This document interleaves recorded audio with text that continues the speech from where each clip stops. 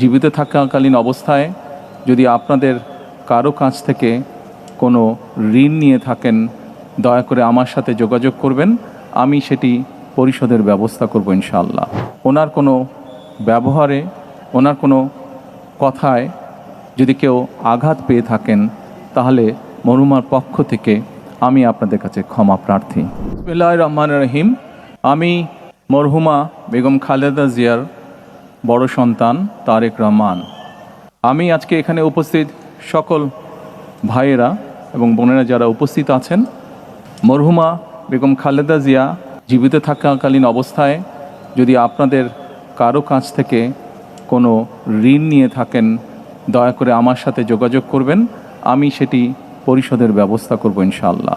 একই সাথে উনি জীবিত থাকাকালীন অবস্থায় ওনার কোনো ব্যবহারে, ওনার কোনো কথায় যদি কেউ আঘাত পেয়ে থাকেন, তাহলে মরহুমার পক্ষ থেকে আমি আপনাদের কাছে ক্ষমা প্রার্থী। দোয়া করবেন আল্লাহ তাআলা যাতে ওনাকে বেহেশত দান করেন। আসসালামু আলাইকুম।